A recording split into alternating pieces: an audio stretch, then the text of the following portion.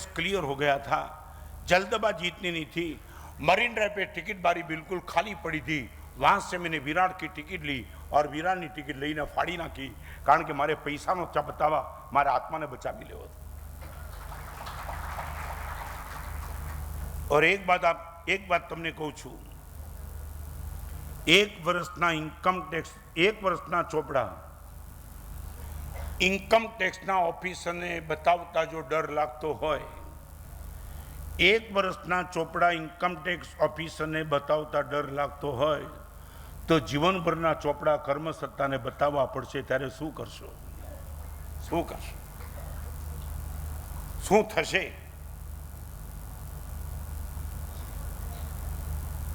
ચોથા નંબરની વાત, ખાલી પૂછજો, અહીંયા બેઠેલા આજે એક મને પ્રોમિસ આપી દો, અમારા જીવનનું એક પણ કાર્ય મારા સાહેબ એવું નહીં હોય કે સમાજને ખબર પડે અને અમારું માથું શરમથી ઝૂકી જાય, ખાલી એટલું પ્રોમિસ।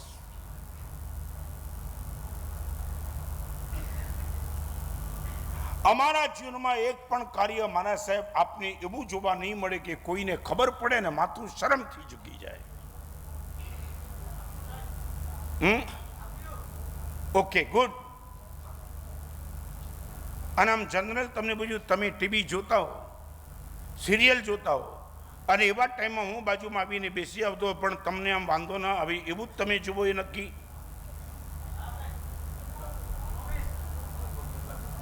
શું कहा? क्या हुआ?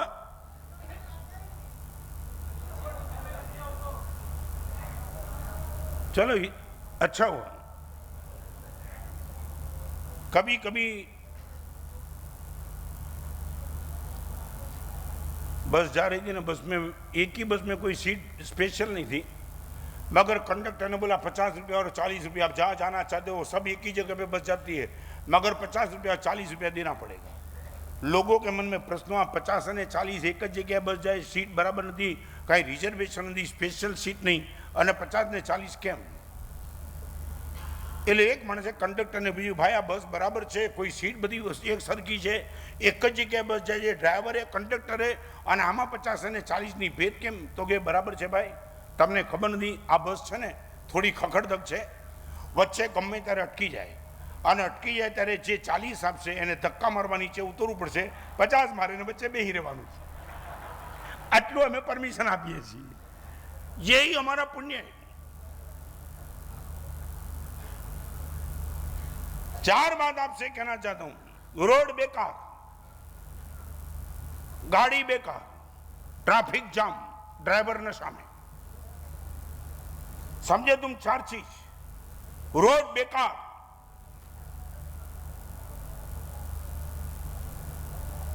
गाड़ी भंगा, ट्रैफिक जाम और ड्राइवर नशा में। रोड बेकार એટલે પુણ્ય નબળું,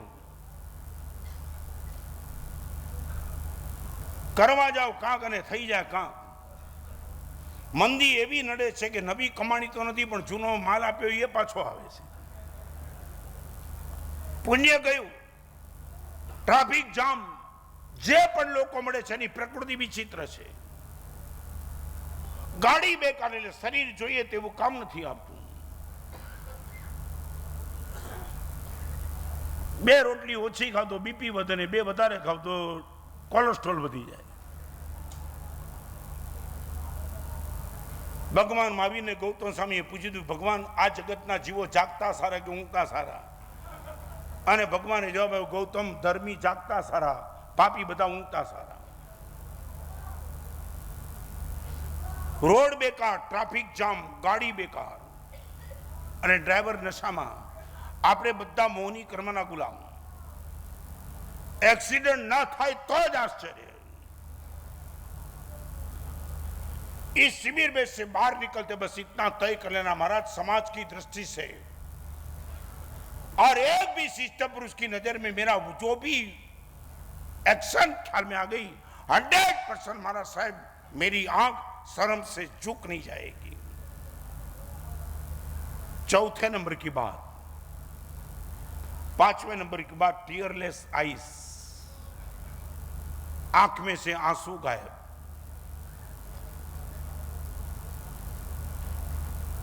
आप यदि मुझे बता सकते हो लास्ट तुम कब रोए थे?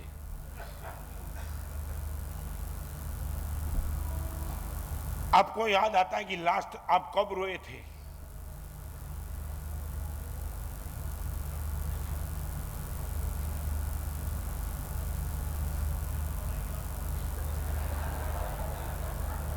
ये बोलना सरल है, नहीं नहीं, आप भले इनको मजा मानो। मशीन और आदमी के बीच में फर्क यहां ही पड़ता है कि मशीन रो नहीं सकता है, आदमी रो सकता है। और तुम्हारा रोना भी अभी संख्या पर बना है। 500 मर गए, 1000 मर गए, 2000 मर गए, 3000 मर गए, कोई दिक्कत नहीं, तुम मजे से चाय पी सकते हो, वो नहीं। कच्छ में भूकंप आया, 1 लाख लोग स्मशान यात्रा में निकल गए, तुम्हारी आंख में आंसू नहीं थे। भले तुमने टीवी पे देखा होगा लाख आदमी मर गए, तुमने मजे से चाय पी है। 1 लाख आदमी की तुम्हारे सामने अर्थी निकल रही हो, तुम चाय नहीं छोड़ सकते हो, यहां तुम आदमी हो। मैं दावा के साथ नहीं कहता हूं, मगर एक बात बता, मैं रोज रोता हूं, रोज। चाहे साधना करते करते, चाहे जाप करते करते, चाहे गुरुदेव याद आते तब, चाहे कोई शास्त्र की पंक्ति आती है, ऐसे ही आंख में आंसू निकल ही जाते। रोना बंद कर दिया तुमने।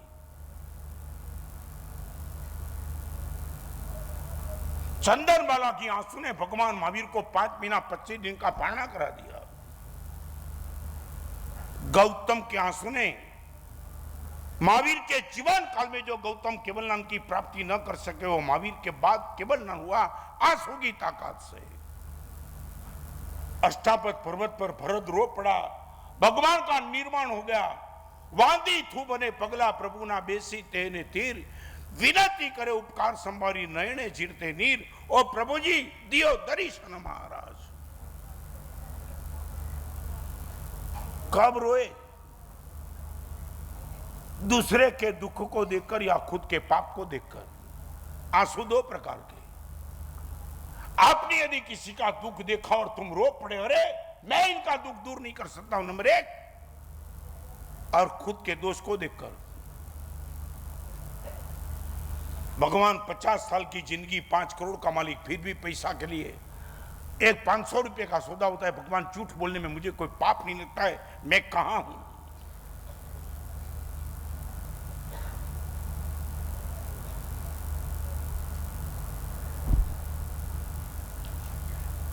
एक बात समझ लेना, यही जीवन का क्रीम है। हम सब साधु साधु भगवान, हम अमीर हैं सब,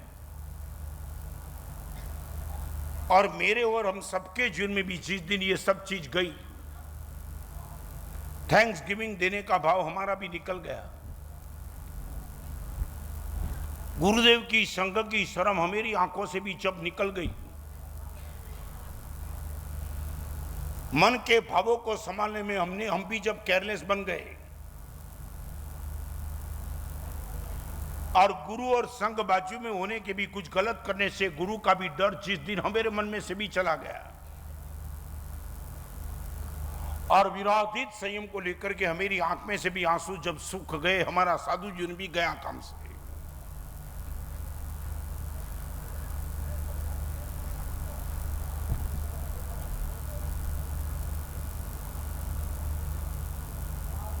आपको मैं बड़ी वेदना के साथ कहना चाहता हूं कि कम से कम इतना बचा लो,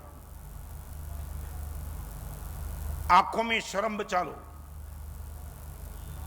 दुनिया भर का, प्रकृति का, प्रेम का और परमात्मा का उपकार लेते चलते कहीं तो धन्यवाद का भाव अभिव्यक्त करो, प्रकट करो। हर छोटी चीज में। और एक बात, इस दुनिया में सबसे जल्दी बिगड़ सकने वाली कोई एक चीज है, तो वो है अपना मन। मुर्दा भी इतना जल्दी नहीं बिगड़ेगा, कचरा भी इतना जल्दी नहीं बिगड़ेगा जितना जल्दी मन बिगड़ेगा। विद इन 1 सेकंड, 2 मिनट के लिए जिनके लिए मेरे मन में प्यार था, और 3रे मिनट पे तिरस्कार आ गया, छोड़ इनको यार। और एक दूसरी बात, इस दुनिया में जल्दी से जल्दी बिगड़ने वाली कोई चीज हो तो मन, और सबसे जल्दी सुधरने वाली कोई चीज है वो भी तो मन। हमारे वहां प्रसन्न चंद्र राजर्षि का एग्जाम्पल आता है। महाराजा श्रेणी भगवान महावीर को पूछते, इस मुनि भगवान को मैं देख क्या, भगवान करे वो 100 साल का आयुष्य हो मगर अभी ही मर जाए तो कहां जाए? और भगवान महावीर ने बताया 7वीं नरक में। और 2 ही मिनट में आवाज आई देव दुंदुमी की, और महाराजा श्रेणी पूछते भगवान ये आवाज किसकी? तो इतना ही कहा, जिस मुनि भगवान के लिए मैंने कहा था वो 7वीं नरक में चला जाए, वो मुनि भगवान को केवल नाम की प्राप्ति हो गई है। आप चाहो तो मन को 1 मिनट में सुधार सकते हो।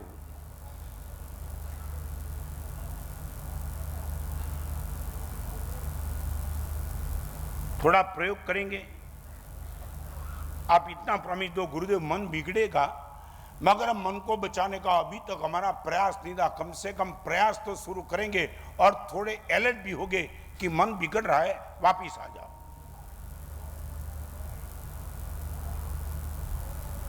चलो आगे।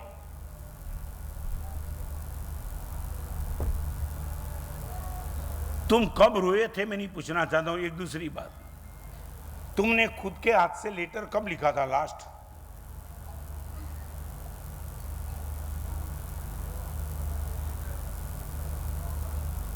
क्या हुआ? व्हाट्सएप पे नहीं बराबर है। अभी जो माहौल चल रहा है व्हाट्सएप का, और उन लोगों ने तो तुम्हारी जो हालत बिगाड़ी है। अभी वो यहां कोई प्रसंग ही नहीं तो मैं बोलता सब कुछ। जैसे एडवांस टेक्नोलॉजी आ गई तुम्हारा सबका दिमाग गया। मैंने ऐसे लड़के को देखे जिनको खुद का मोबाइल नंबर याद नहीं।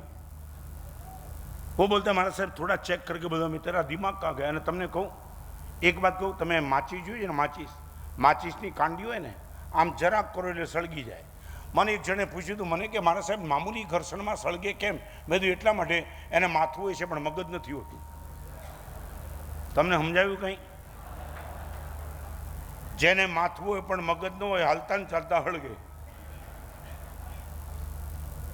તમારી કોઈ હળી કરે એટલે તમે હળગ્યા। તમે અહીંયા શાંતિથી બેઠા છો ને તમારા પગ ઉપર કોઈ પગ મૂક્યો એટલે જાણે હિમાલય પડી ગયો। શું કહ્યું? સામાવાળાએ સળી ન કરવી જોઈએ। તમને ખબર એ તમારી પરીક્ષા કરવા ખાતર સળી કરે છે કે આ રત્નસુમાના પ્રવચન કેટલા પચાવ્યા એટલે કરે છે।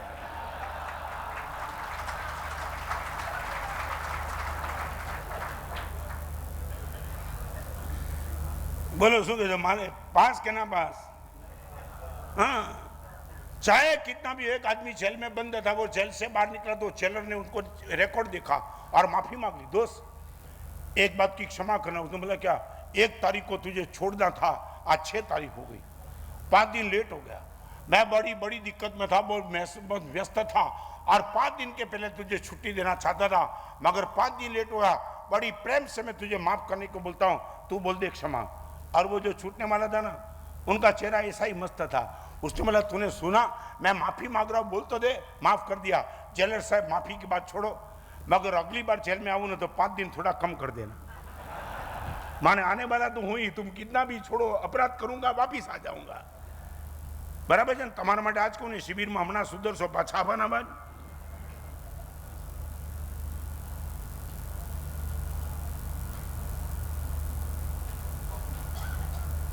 और एक बात तमने कहूं,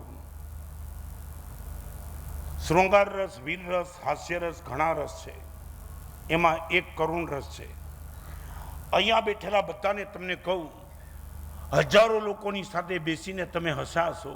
फरीवार याद राखजो, हजारों लोको साथे बेसीने तमे हस्या हशो, ए प्रसंग तमे भूली जशो, पण एक व्यक्तिनी साथे बेसीने तमे रड्या हशो, ए प्रसंग तमे क्यारेय नहीं भूलो। आ आंसुनी ताकात छे। याद आवशे क्यारे रड्यो तो तमारा खभे माथुं मूकीने रड्यो तो, मां तारा खोड़ामां माथुं मूकीने रड्यो तो याद आवशे। और अध्यात्म जगत का ही प्रिंसिपल है, जिनके पास आंसू की पूंजी नहीं वो अध्यात्म जगत का भिखारी है। मांस खनन करने वाला अमीर नहीं है, हजारों लोगों के बीच में प्रवचन करने वाला भी अमीर नहीं है, और 300 पुस्तक लिखने वाला भी अमीर नहीं है। और जिनके पास आंसू की पूंजी बची है वो अध्यात्म जगत का अमीर बन के बैठा है।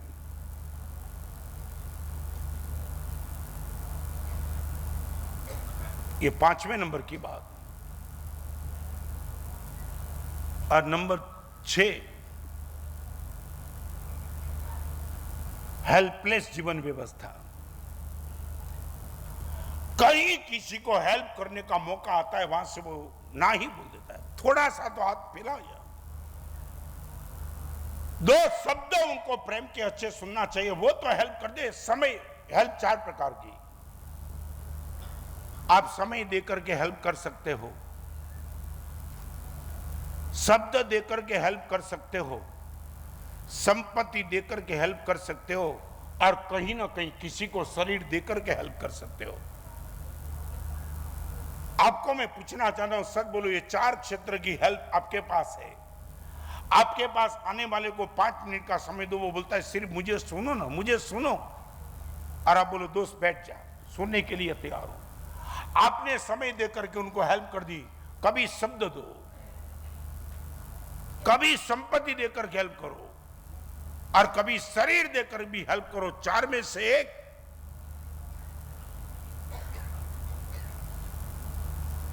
आपकी गाड़ी टॉप गियर में जाती हो, या बैठने वाले को पूछना चाहता हूं, आपकी गाड़ी टॉप गियर में जाती हो और उसी टाइम आप पिकनिक स्पॉट पे जा रहे हो, पेमेंट लेने के लिए नहीं, और उसी टाइम आपने रास्ते के देखा कि सार्वजनिक नल था, उसमें से पानी जा रहा है, आप गाड़ी खड़ी करके निश्चित तौर से सार्वजनिक नल बंद करके ही आगे निकलेंगे, पक्का?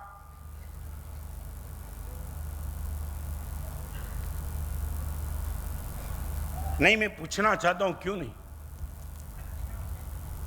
आने वाले तीसरा वर्ल्ड वॉर होगा तो शस्त्र के हिसाब से नहीं, पानी के हिसाब से होगा। तुमने कहीं सुना है? मैं पूछना चाहता हूं। पिकनिक स्पॉट पे जा रहे हो, पानी का नल खुला पड़ा है, तुम नीचे उतर के पानी का नल बंद नहीं कर सकते हो। आपको मैं पूछना चाहता हूं व्हाई?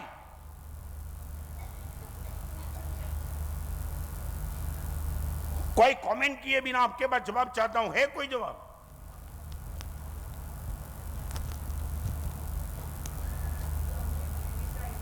क्या है भाई? ये नरेंद्र मोदी आएगा नल बंद करने के लिए?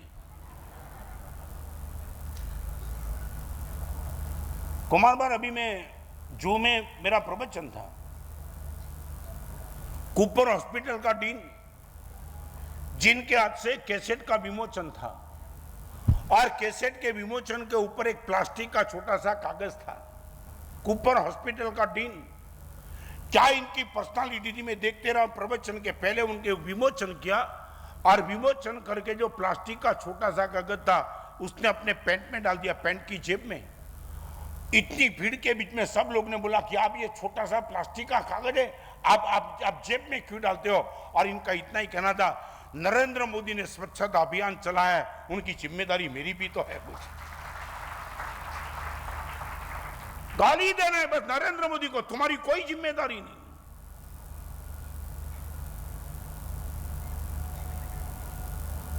हमारे वहां साधु की पहचान वो नहीं लिखी मांस खमन करे वो साधु, हमारे वहां महापुरुष ने लिखी सहाय करे ते साधु। मार्गदर्शक अविनाशी पणु आचार विनय गुण धरता जी, सहाय पणु धरता साधु जी, प्रणमो यही जहे। क्या कर रहा हूं आपके सामने? गुमराह हजारों युवकों के सामने प्रवचन करके मैं कुछ नहीं कर रहा हूं, सहाय कर रहा हूं आपको। आज मुझे सिर्फ इतना वादा दे दो, चाहे हिंदुस्तान में कोई भी अराजकता पैदा हो, चाहे कुछ भी स्थिति हो जाए, हिंदुस्तान की प्रॉपर्टी को डैमेज करने का पाप तुम कभी नहीं करेंगे। आप बस नहीं चलाएंगे, ट्रेन नहीं चलाएंगे, नहीं, चाहे कोई भी गवर्नमेंट ने कुछ भी किया, मगर माना साहब ये पाप हम तो नहीं करेंगे। दे दो इतना नियम।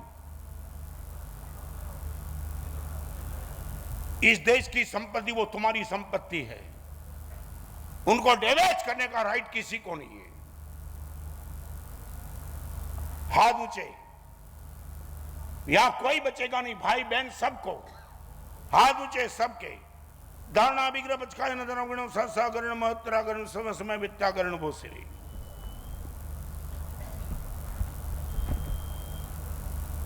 सच बताऊं, प्रवचन का ये सब्जेक्ट लिटरली मुझे बहुत चुभता है। 1964 में कुमारपाल भी था, मैं भी था और कई